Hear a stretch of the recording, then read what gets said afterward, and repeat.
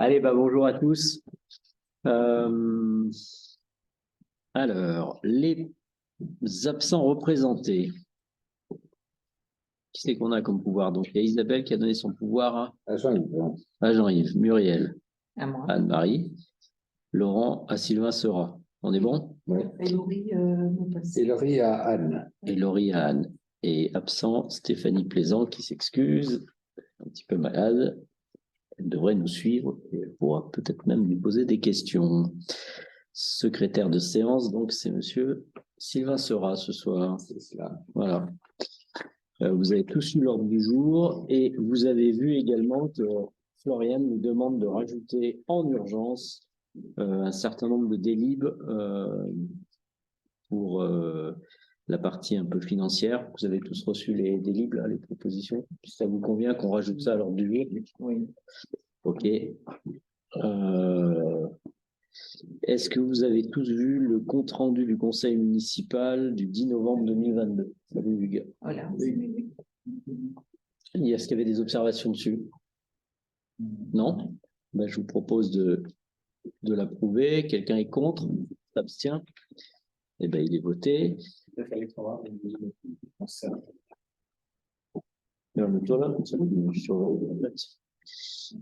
Compte rendu décision du maire en application de ses délégations, il ne s'est rien passé de grave, donc ça c'est bon. Je vous propose d'attaquer l'ordre du jour.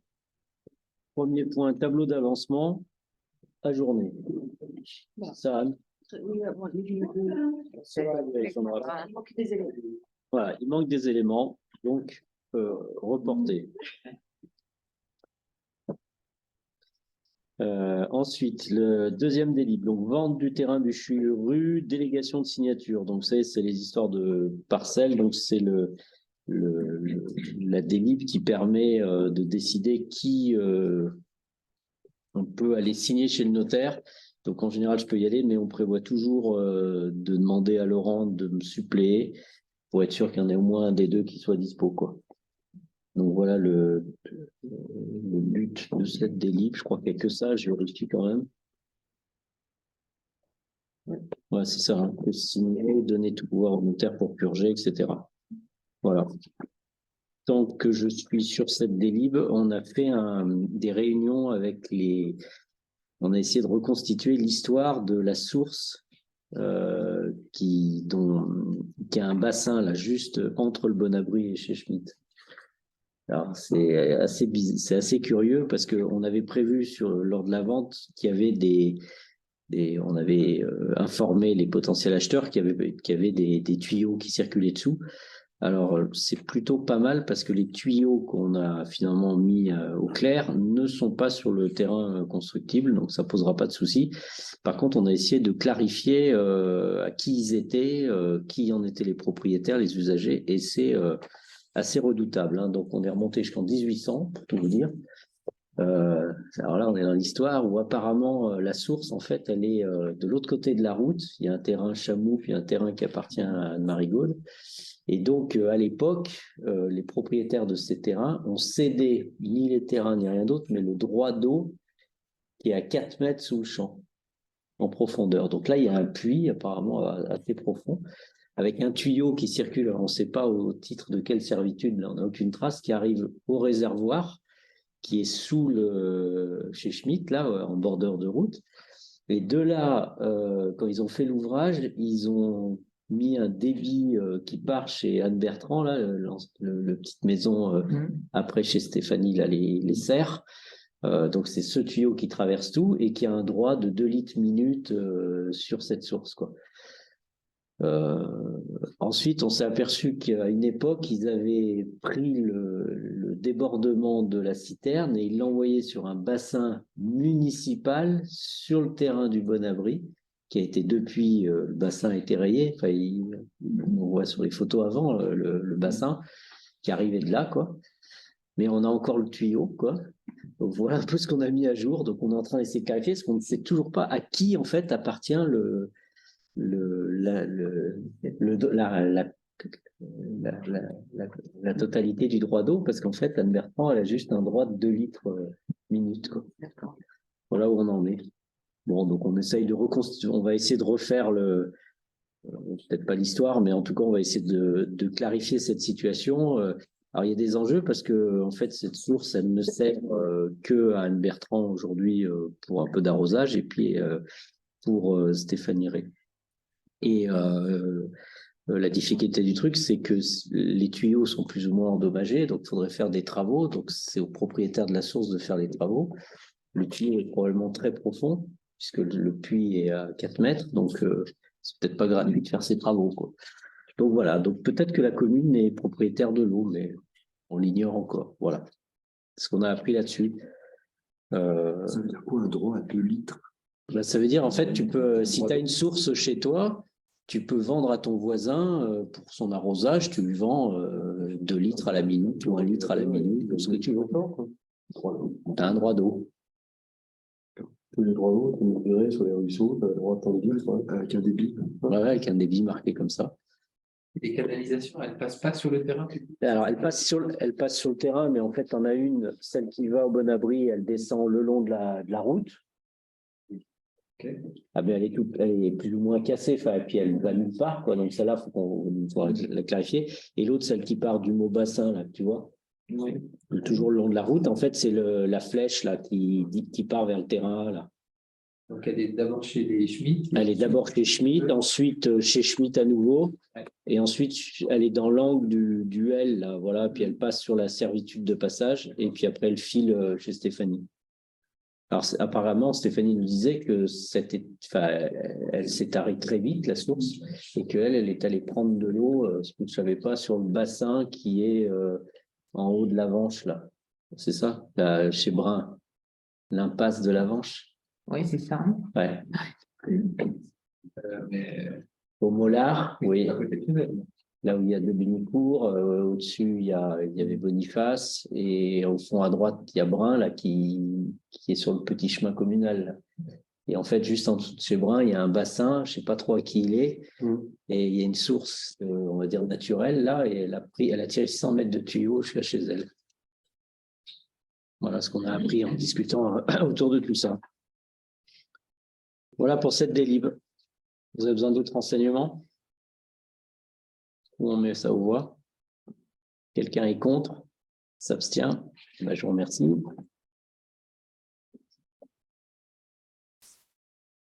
Alors après, le sieste à journée, on a perçu les éléments. Ensuite, il y a la convention du Ticodrome. Donc, c'est comme chaque année, on vous propose d'adhérer au Ticodrome. Je vous rappelle que c'est l'association à laquelle on peut confier tous les animaux blessés. Ah, voilà. Sauvage. Ouais, sauvage. Sauvage, oui. Ouais. Merci. Voilà. Et donc, bon, ben, ça arrive régulièrement que des gens, en fait, nous ramènent un oiseau, une bête blessée, et on ne sait jamais quoi en faire. Et eux, ben, du coup, dès qu'on les appelle, ils viennent le chercher. Enfin, ça se passe en général plutôt pas mal. Et ils font ça. Enfin, ils sont structurés pour faire ça, quoi, voilà. Donc, on est adhérent depuis longtemps chez eux. Je vous propose de renouveler la convention, voilà, et puis de payer la subvention de 170 €, un chou de moins. Ça vous va? On y va comme ça. Quelqu'un est contre? S'abstient? Ben, je vous remercie. Alors, tarif des remontées mécaniques. Anne, je te laisse la main.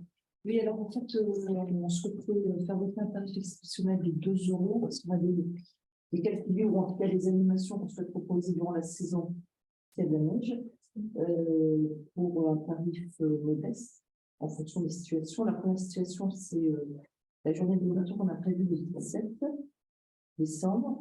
En fait, on réforme tous les perchemans le 17. Et à l'issue de cette formation, on a prévu une ouverture de piste de 15 et 17. Et donc, pour un tarif de 2 €, puisqu'on n'a pas le droit de faire de gratuité.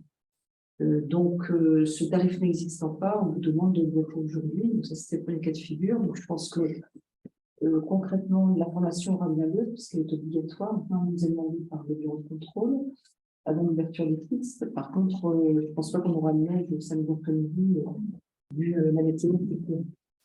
Et puis, le deuxième cas de figure aujourd'hui, c'est les personnes qui nous pour de suite l'école pendant l'hiver c'est de leur proposer, en fait, pareil, un forfait pas cher, à 2 euros, donc c'est notre offre promotionnelle, pour voilà, qu'en plus de leur séjour en pod, ils puissent aller sur la station. Donc, voilà les 2 cas de figure qu'on a prévus pour l'instant, il pourrait y en avoir d'autres. Donc, ce qu'on vous demande de voter aujourd'hui, c'est ce tarif de 2 euros pour nous permettre derrière de pouvoir encaisser et que l'ATP puisse les accepter. Si question pour les codes. La pub, c'est en fait, L'ouverture 2 euros, je comprends, mais c'est de dire si tu loues un pod le week-end, tu gagnes un forfait de ski. C'est de la pub. On aurait pu faire un package, mais bon, au niveau de l'ATP, comme c'est 2 régies différentes, une régie camping et une régie motorisée, on ne peut pas en fait en monter sur une régie. On est obligé de séparer les deux. L'enfer. C'est ce qu'on fait, hein, mais voilà. Il y a énormément de travail, je pense. Et pourquoi on n'a pas le droit de faire de la privé? Parce que c'est un avantage naturel, maintenant privé. Que le coût administratif. D'accord. Et il n'y a pas eu quelque chose sur les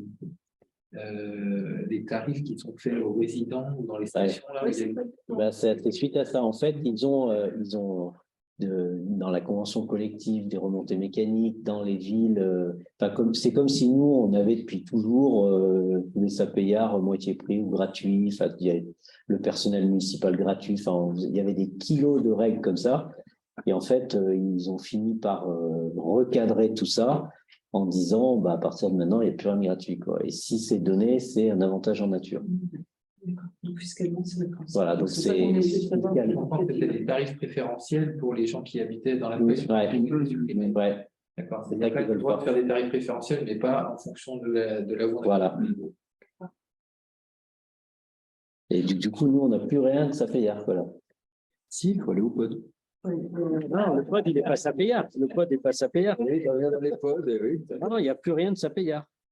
Achète ta carte saison. Soit on achète la carte saison, mais avant, on avait une carte saison sapéillard et une carte saison machin, on n'a plus le droit. C'était pas mal, parce que quand même, c'est les sapéillards qui payent pour la station. Oui, mais c'est la Cour des comptes, c'est ces gens-là qui ont de grandes idées, quoi. Bon, après, la carte saison. Oui, elle n'est pas bien. La carte soutien?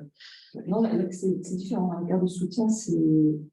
Je ne sais pas, ça existait à une époque, on a fait un paquet comme ça. Ah ouais? Et comme c'est enregistré pareil à la TP sous cette forme-là, on puisse aussi les détruire. Mais pour l'instant, ça reste. Tant que ça existe, on les garde. Ça peut toujours servir. Si on se les fait voler, c'est pas grave. Tu as une valeur, hein. Tu as une valeur, Ouais, sur le marché, à mon avis. Non, mais tu dois restituer tes tickets à la trésorerie. Oui, non, mais la trésorerie nous agacerait, bien sûr, mais. C'est tout, l'agacement parce qu'ils vont te demander des sous. Bon, voilà, le conseil municipal pour approuver ces tarifs. Est-ce que c'est bon pour tout le monde? On peut mettre ça aux voix? Quelqu'un est contre? S'abstient? Eh bien, je vous remercie. Ensuite, la convention pour l'organisation et la tarification des secours ski nordiques et alpins. Je continue, Anne? Donc, là, on est sur la convention qui nous lie avec les métropoles. Donc, je vous rappelle que c'est la métropole qui, en fait, intervient pour ce qui est secours sur l'alpin et sur le front. Donc, on leur a délégué en fait cette mission puisque c'est eux qui ont les pisteurs, hein, c'est eux qui embauchent les pisteurs pour la saison. Et en fait, cette convention, elle cadre un peu leur intervention et surtout, elle cadre la refacturation en fait du secours auprès de la commune et auprès des blessés. Donc, en fait, ce qui est prévu, c'est que la métropole nous refacture en fait l'intervention. Et après, nous, on refacture aux blessés. Voilà. Il ne peut pas faire directement auprès des gens. Eh bien, c'est ce que la métropole ne veut pas faire ça. Donc, en fait, on est obligé de passer par cette convention. Parce que c'est plus simple. Évidemment. Écoute, on a déjà une méthode, ça arrive pas tous les ans. Bon, on espère que ça n'arrivera pas non plus, mais bon, on a une convention, on la met au point avec la méthode. En fait, donc, là, ils nous ont demandé de bien revoter cette convention pour que ce soit très Donc, les tarifs ont déjà été évoqués, ont déjà été votés au niveau municipal. Je vous rappelle, zone rapprochée, c'est 150 €. Les zones éloignées, c'est 300 €. Et le hors-piste et les secours héliportés, c'est au minimum 500 €. Mais après, ça dépend en fait de la prise en charge. Ça veut dire quoi pour les portages pris en charge directement par la commune? Mais là, c'est-à-dire que c'est pas eux qui vont. C'est-à-dire que là, en fait, le déportage, ce qui est plus utile que ça, c'est que c'est PGHM qui va intervenir. Donc, en fait, le PGHM, en fait, soit. Ah non, mais c'est le déportage, oui, c'est ça. Va nous refacturer. Et après, nous refacturera, en fait, au blessé. Eux, ils ne veulent pas, en fait. Par eux, en fait. Eux, ils ne veulent pas, en fait. Ils veulent pas, en fait, avoir une relation avec le particulier pour la facturation de ce Pas non plus. Mais c'est leur assurance, c'est l'assurance des gens qui sont payés. Inch'Allah, s'ils sont assurés. Ensuite, s'ils ont envie de payer, si le mec. Bon, après, ça va tomber sur rien. Après, c'est plus rien. Bon, il n'y a pas beaucoup de cas, mais c'est vrai. Ah ouais. Voilà. Les PGHM, quand ils interviennent, c'est forcément refacturé Non. à la personne qui est prise en charge. Non, mais par contre, s'ils interviennent sur un domaine de ski, qui est une activité lucrative de la commune ou d'un tiers, par exemple, bah, ils peuvent être amenés à dire vous faites joujou avec les gens, vous les cassez, vous gagnez de l'argent là-dessus, et nous, service public, on est obligé de dépenser de l'argent pour accompagner vos. Bon. Okay, Je ne suis pas sûr qu'ils le fassent, mais ils sont en situation de le faire sûrement dans un certain nombre de cas. Donc, nous, on prévoit le cas, quoi. Pour pas, parce qu'après, c'est pareil, si nous, on n'a pas de texte voté avant, on n'est pas capable d'agir le jour où la situation se présente. Alors, on n'est pas sûr que ça se passe comme ça, parce que dans la plupart des cas, ils viennent, ils partent, il ne se passe rien. Hein. Mais nous, on a quelque part une délibération qui dit qu'on refacture aux gens, parce que là, c'est entre la métro et la commune.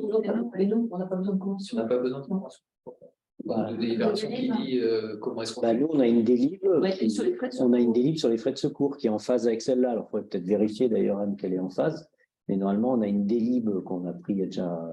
On l'a remis à jour il y a peut-être 3 ans, je dirais. Surtout qu'on l'affiche, en fait.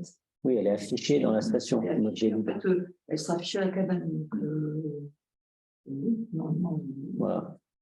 Donc, nous, on a une délib comme ça qui fixe le. Ça me rappelle ceux qu'on avait fixés, hein, ceux-là, il me semble. On est bon là-dessus? Mais ça vous voit, quelqu'un est contre, s'abstient. Eh bien, je vous remercie.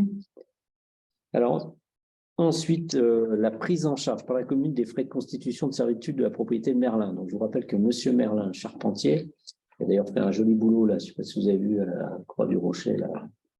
On va aller voir, c'est magnifique le toit là, en écaille qu'il a fait là, sur quelle maison? La maison d'Hélène, Hélène, Charles.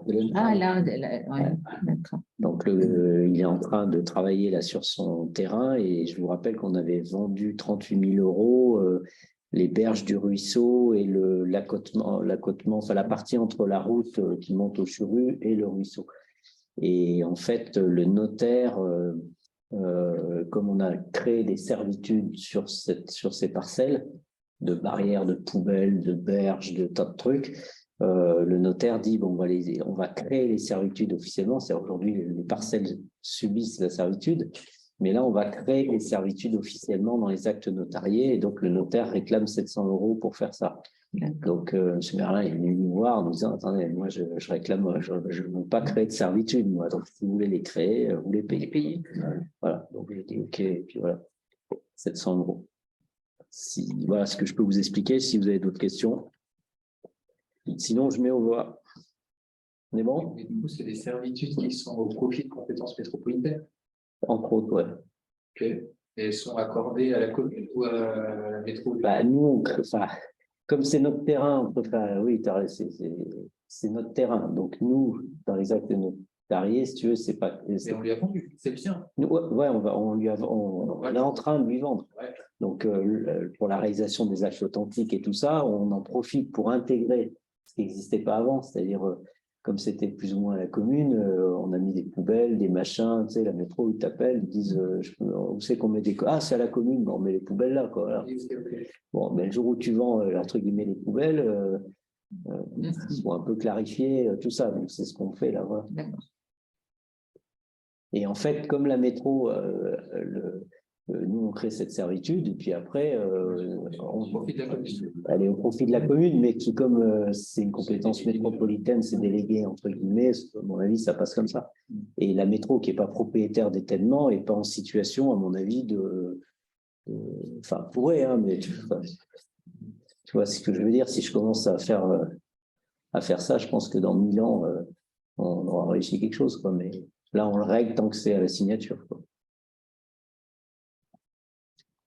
Walou, walou.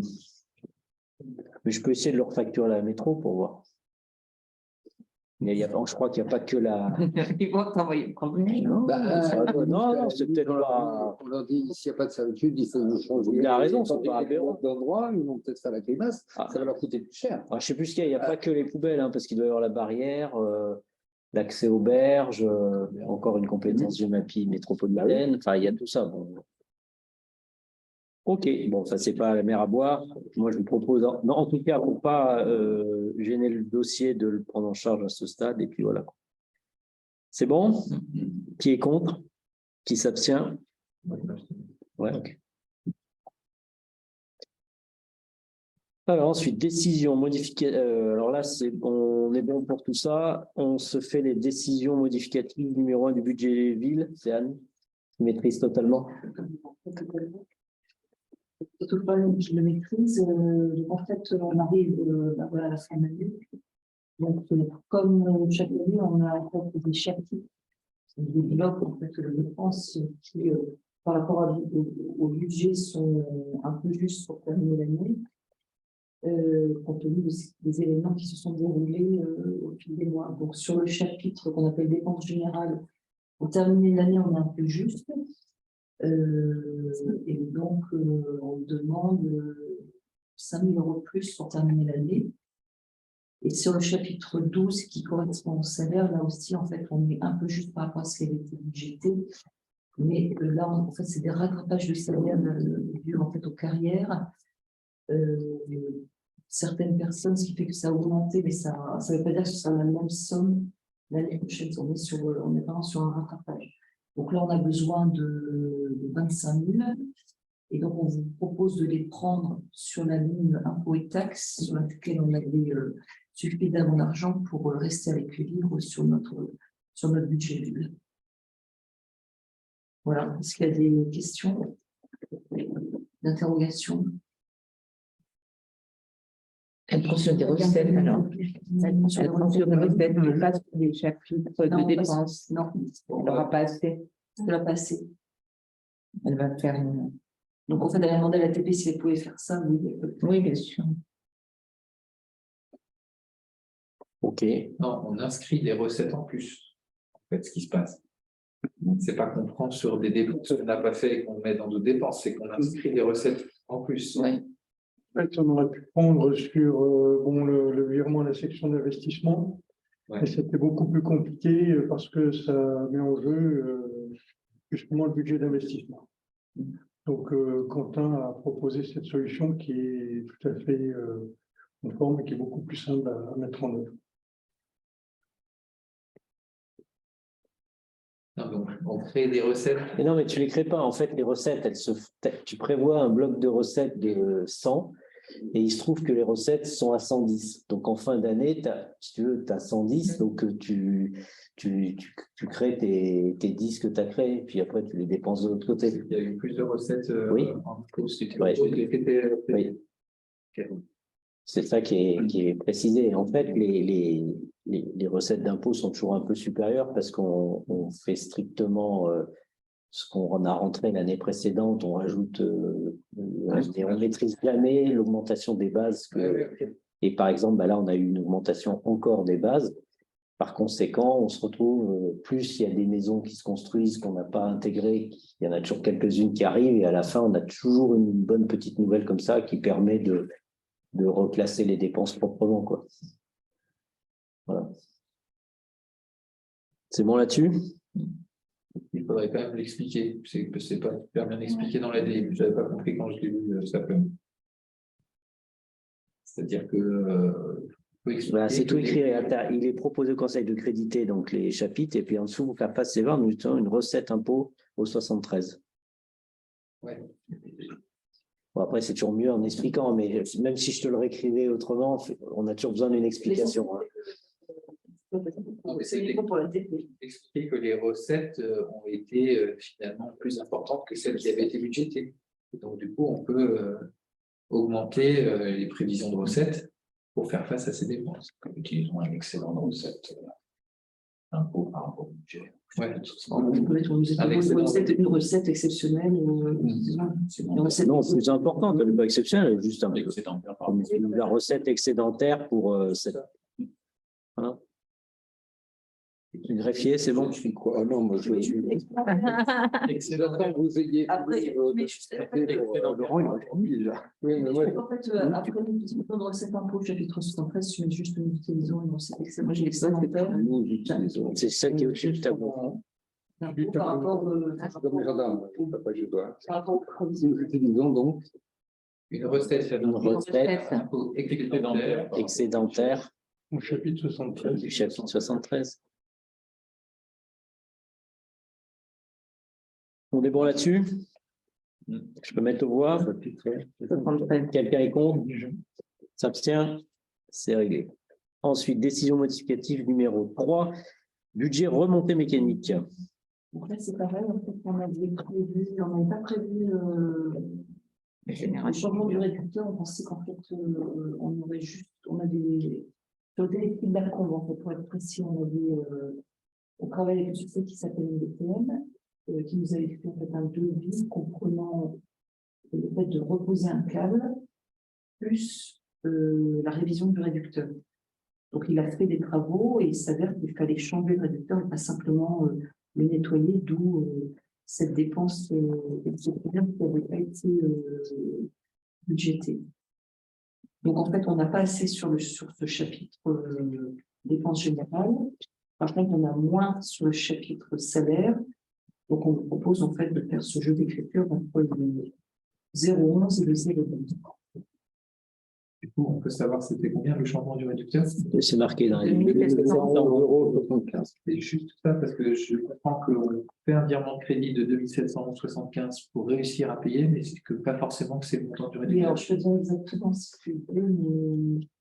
Ben, c'est ce qui est marqué, que c'est 2007, là, le. Non, ça c'est l'ensemble du. C'est l'écart. Mais... Ah oui, il y a peut-être, oui, tu as raison. C'est Pour avoir un nombre de points.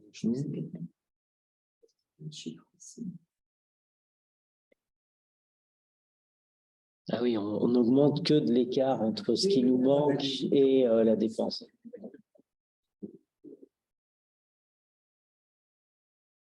Oui, il nous restait 1300 € de dispo et c'est pas assez. Ça va être ça.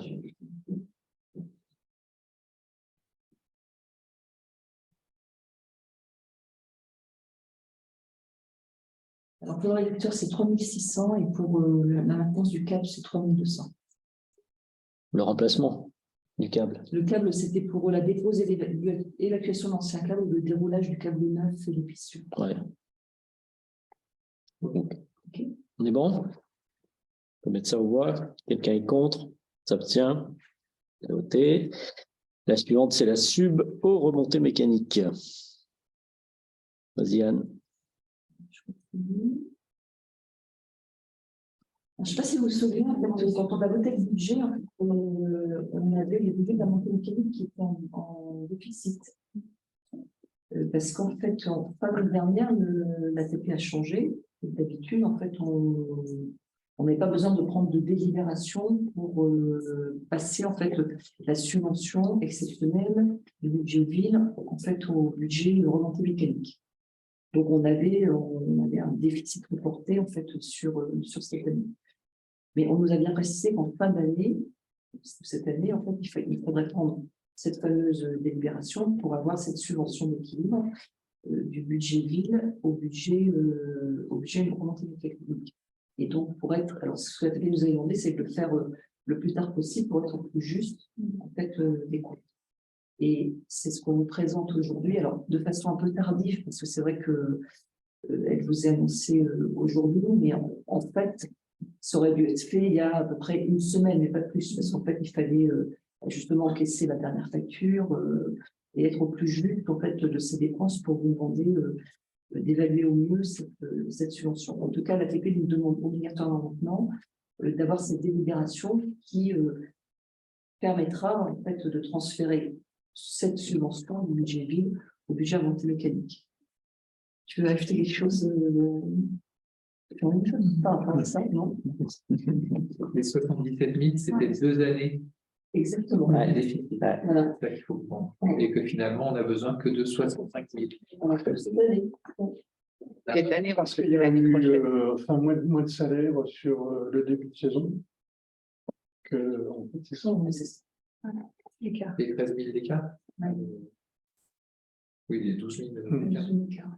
Parce qu'en fait, on n'embauche pas les deux personnes qu'on avait là. Parce qu'on a une personne en régie et une personne qui est service technique et qui fait son adjoint. Guillaume qui est rentré il n'y a pas longtemps et qui, du coup, est dans le service technique. Et si la saison voilà, est peu neigeuse, en fait, il continuera à travailler au service technique normalement. Si par contre il y a de la neige, il sera affecté au montée mécanique. Pour ceux qui n'ont pas suivi, donc il y a un jeune qui était là cet été qu'on avait pris juste en dépannage d'été là, pour se renforcer un peu, pour les absences des uns et des autres, et puis aujourd'hui les travaux d'été, de tonte, etc. Et finalement, c'est ce qu'on vous avait expliqué l'autre fois, mais du coup, il a accepté finalement d'être embauché, et donc il partage son temps entre plusieurs postes, dont celui d'adjoint des remontées mécaniques quand il y a besoin là-bas. Et s'il n'y a pas besoin, ça qui est bien, c'est qu'il continue son taf au service technique, quoi. Voilà. En gros, ça nous coûte moins cher. Alors, Normalement, ça nous coûtera moins cher. On verra bien. Parce qu'on a la flexibilité de l'affecter ou voilà, pas. ouais. C'est ça, là, Voilà, on est flexible sur l'adjoint, et comme on a mis en régie au jour le responsable de l'exploitation, maintenant on a la totalité de ceux qui auparavant étaient pris les 4 mois, qui est de la neige ou pas, là on les aurait déjà en ce moment, ils sont en train de bosser, quoi. Donc on est obligé de les prendre, je ne sais plus quand on les prenait. On les prenait fin novembre. Fin novembre, ouais, donc ils auraient été là de fin novembre jusqu'à fin mars, qui est de la neige ou pas. Ok, et là, le chef d'exploitation, il est embauché aussi. En fait, c'est pas une embauche, en fait, ils travaillent en prestation. Donc, c'est que là, ils ont. À la journée. À la journée, Voilà. donc en fait, là, ils ont un certain nombre de journées pour que la station puisse s'ouvrir. Donc, ils ont mis des perches, voilà, tout est prêt. Il fera sa journée de formation le 17. Et après, sans doute pas la première semaine, puisqu'il n'y a pas de neige annoncée, mais plutôt de la pluie. Et il démarrera peut-être la deuxième semaine de vacances. Voilà. Donc ça nous permet de comprimer les coûts, d'être plus flexible par rapport à la situation, quoi. Parce que c'était quand même les 2 postes qui étaient assez lourds et qu'on était obligé de se prendre complet, quoi. Donc voilà. Du coup, pour cette délib, on est bon?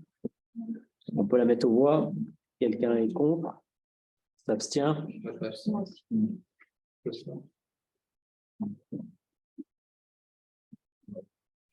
Alors, pour l'abstention. 2, 3. Et pourquoi?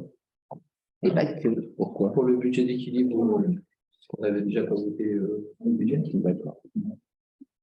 Alors ensuite, on est au bout de l'ordre du jour, sauf erreur de ma part. Voilà, donc on est bon. Sur les questions diverses, il y avait juste, donc la dernière fois, je ne sais pas si vous vous rappelez, on avait pris une délibération pour la gratuité des bibliothèques, de la bibliothèque.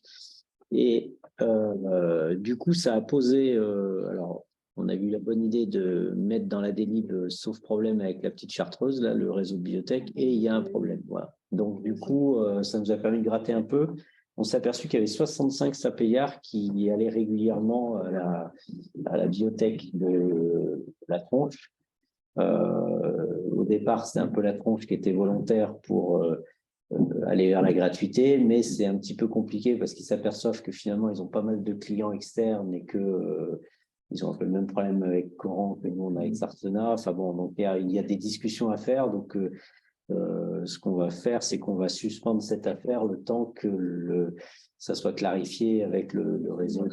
Voilà, c'est ça l'idée, quoi.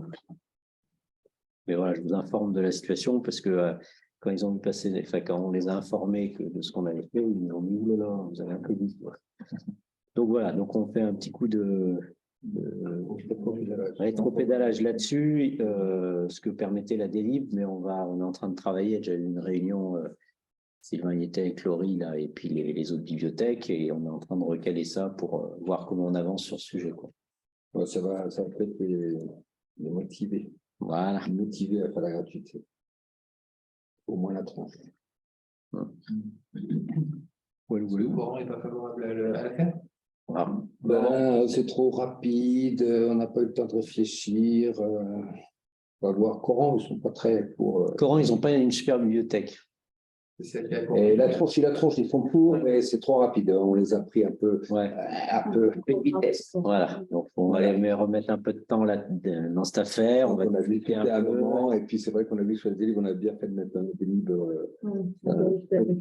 Voilà, il fallait voir avec eux. Bon, donc on en est là. Donc mais je pense qu'en septembre, si on est concentré en septembre 2023, on pourra proposer la gratuité pour tout le réseau. C'est vrai que c'était un peu bizarre parce que nous, on avait la gratuité, mais si les sapayeurs allaient à la tronche, il fallait qu'ils se payent. Enfin bref, c'était un peu.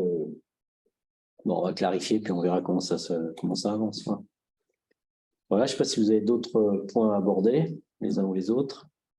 Moi, oui, j'ai un point à aborder d'un groupe de parents qui a sollicité apparemment la mairie plusieurs fois. Ça t'évoque peut-être quelque chose, Dominique. La personne qui a envoyé des mails, c'était Hélène Bibou.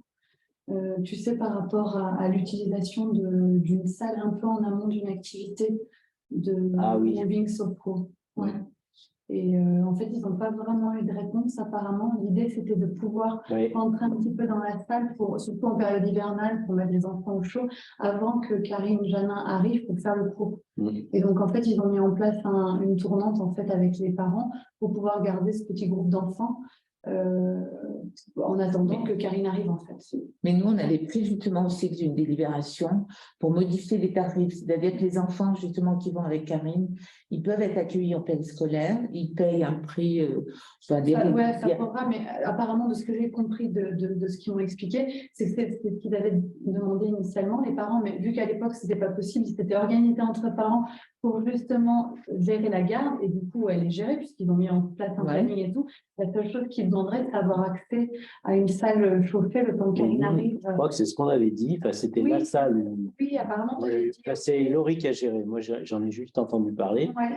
Ce que j'avais compris, c'est que ce que nous on disait, c'est qu'on n'ouvre pas la salle aux enfants qui arrivent. Non. Voilà. Donc on avait dit. Il y a un parent responsable. Voilà, donc si tous, alors je ne me rappelle plus comment ça s'était fini, mais ça avait été géré, quoi. Oui, apparemment, il fallait faire une demande écrite qu'ils ont fait avec le nom des parents, mais après, il n'y a pas forcément eu de suite parce que je crois que Laurie avait été discutée avec eux, ils n'avaient pas vu les parents qui étaient listés, mais de toute façon, la liste de parents, elle ne va pas bouger, quoi. Mais eux vont tourner, donc ce ne sera pas toujours les parents qui vont se porter garant qui sont là, quoi. Ouais, le truc, c'est que nous, on ne dit pas la salle est ouverte, les gamins arrivent, on ne sait plus quels parents, l'autre devait le faire. Mais après, ils peuvent vous le dire en amont, les parents qui seront. C'est là. C'est pas si simple que ça. Donc, pas clair, hein. Voilà, donc nous, on a dit si c'est bien carré, on doit pouvoir y arriver. Il n'y a pas de souci, parce que la salle, elle est ouverte, elle est chauffée. Donc, ça se fait où, ça?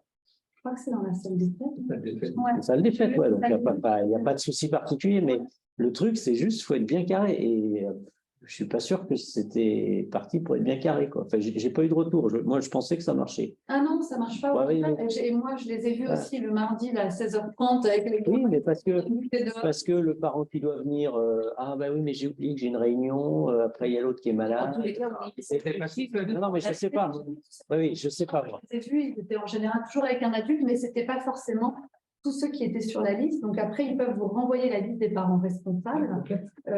Complète. Et comme ça. Voilà, nous, on n'a pas de souci sur le fond. Simplement, il faudrait être un peu plus carré dans cette affaire. Dire aux parents. Et après, périscolaire, on accueille les enfants qui vont après Mais avec... du coup, ils n'ont plus besoin d'un mode de garde puisqu'ils se sont organisés entre parents pour gérer les enfants, leur apporter Ouais. des enfants. Donc derrière, il ne faut pas que nous, on ait à gérer. Ah ben non, c'est pas leur demande.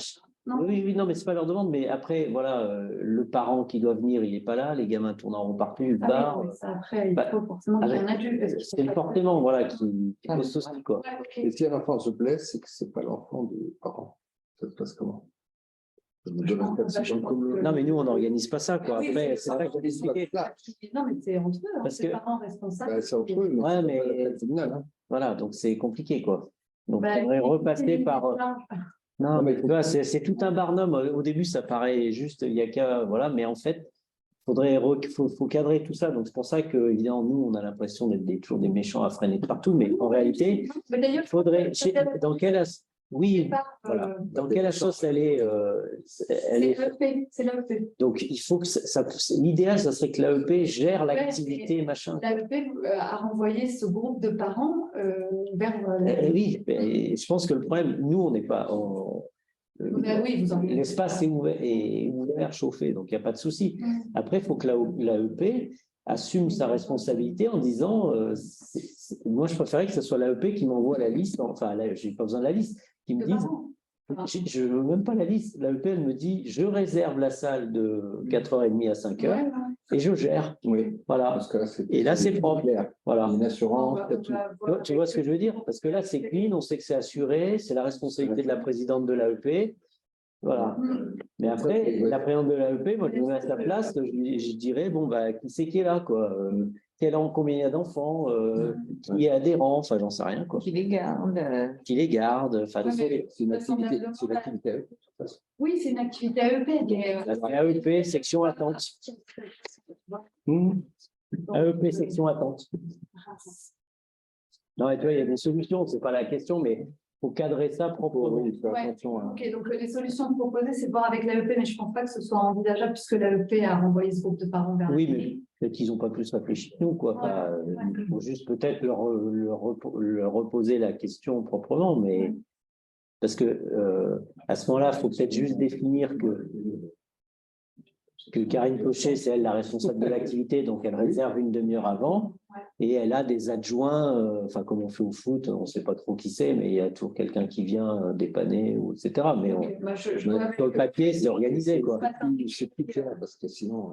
Tu vois, ça peut être une solution, mais il y en a peut-être d'autres. Ouais, Mais en tout cas, c'est pas juste, il n'y a qu'à ouvrir la salle et banzai, quoi.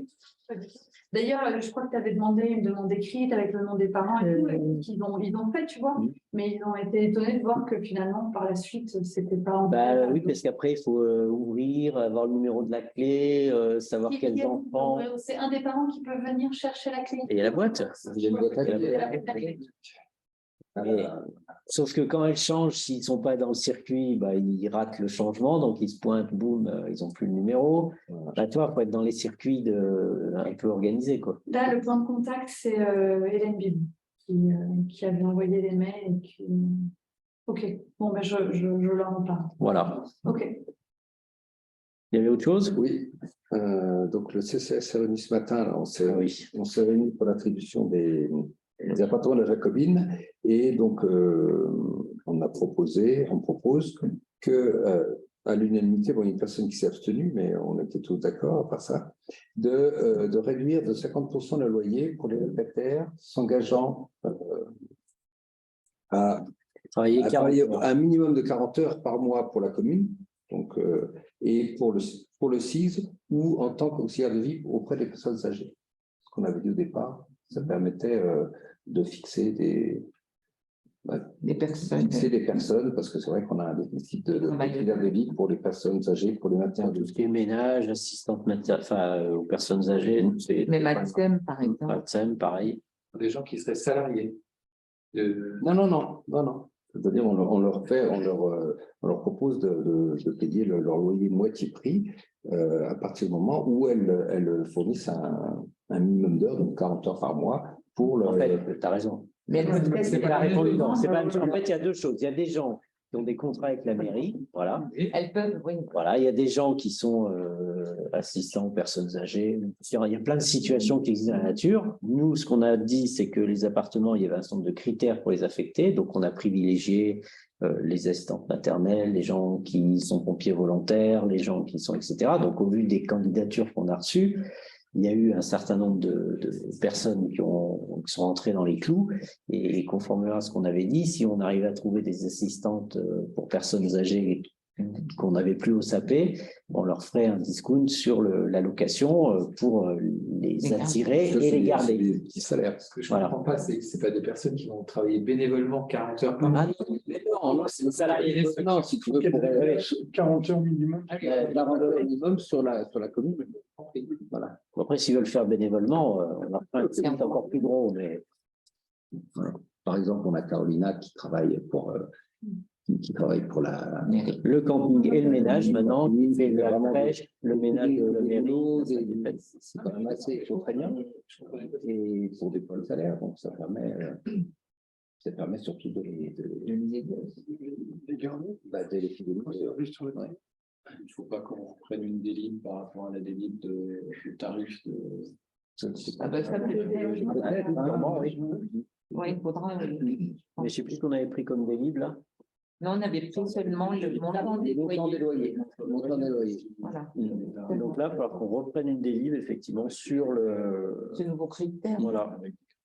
À quelle date il est prévu qu'il soit mis en location, justement, les enfants? La vieillesse, c'est Comment Ça commence, d'accord. Ça veut dire quoi, ça commence? Carolina, elle a Carolina, elle est dans les- Ah, ça y est, elle y est déjà. Ah, il y est déjà. Et puis les personnes n'attendent qu'elles sont prêtes. Hein. On dit demain, et il y a un logement qui n'est pas encore attribué. Il en reste un, oui. Il en reste un.